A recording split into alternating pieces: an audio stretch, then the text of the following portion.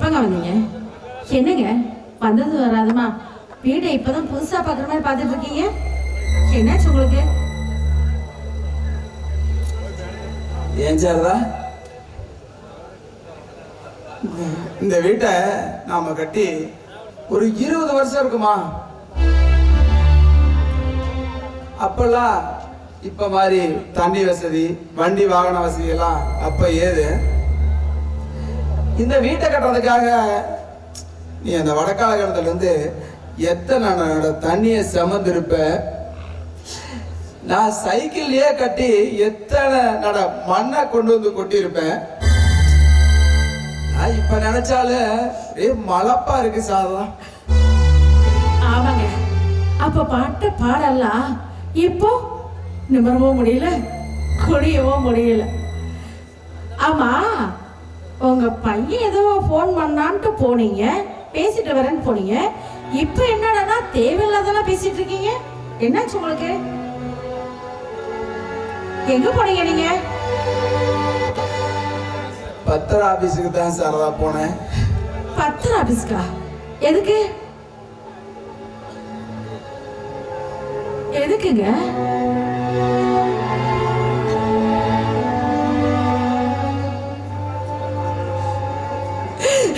சம்பாச காய்ச்ச முச்சோடும் அவனுக்கு கடை வச்சு கொடுக்கறேன்னு எல்லாத்தையுமே தார வார்த்தை கொடுத்துட்டீங்க.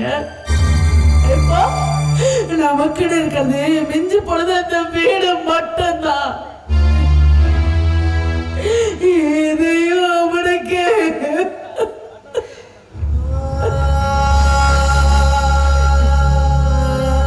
ஏங்க சின்னவனுக்கு என்னங்க பதில் சொல்ல போறீங்க?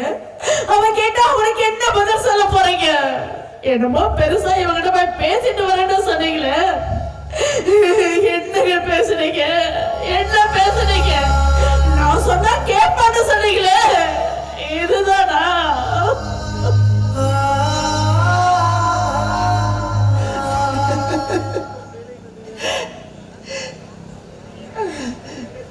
எனக்கே தெரியாம அவன் வீட்டுக்கு விலையெல்லாம் பேசி பத்திரம்லாம் ரெடி பண்ணி வச்சுட்டு கையெழுத்து போட மட்டும்தானே சாரதா அவன் என்ன கூப்பிட்டான்.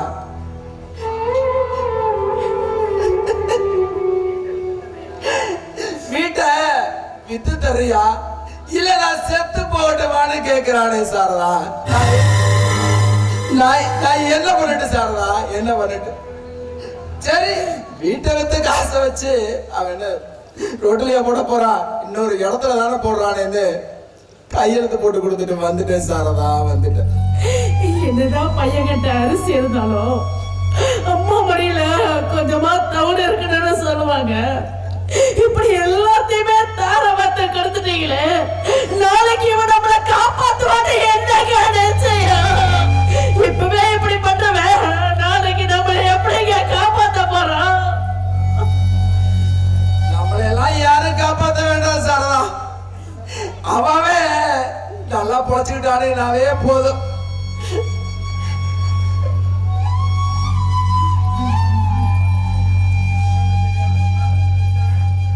அது கூட பிரச்சனை இல்ல. வீட்டை 48 லட்சத்துக்கு வித்துட்டான்.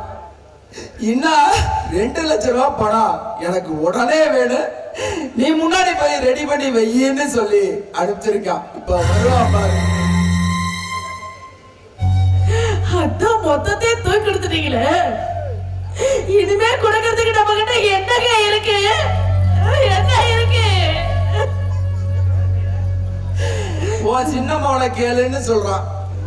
இவன் யதார்த்தமானா இருந்தா அவனே போன் பண்ணி கேட்கலாம்ல.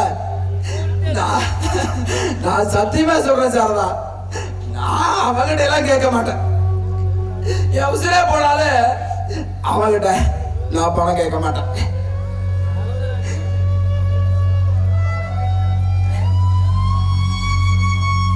அப்பங்க சின்னவன் மேலதான் பாவப்படுறீங்க, என்ன பார்த்தா பாவமா தெரியல. அவளை பெத்த மாதிரி தானே என்னையும் பெத்தீங்க. ஆமா, எனக்கு ஒரு சந்தேகம், நீங்களாம் என்ன பெத்தீங்களா?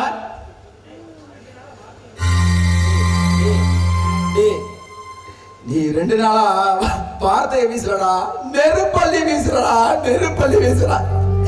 என் நெஞ்சமெல்லாம் எரியுதுடா. உனக்கு என்ன 2 லட்சம் தானே வேணும், வாங்கிக்கலாம். சாரதா, அதை கொடு சாரதா. என்னங்க என்கிட்ட கேட்டா நான் என்னத்துக்கு கொடுக்கறது?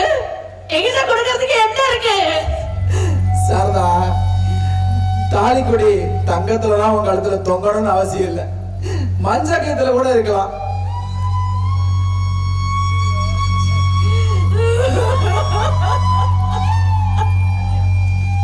ஏய் சத்யா, அந்த பூஜை ரூம்ல இருக்க மஞ்சள் கைத்தி எடுத்துட்டு வாடி.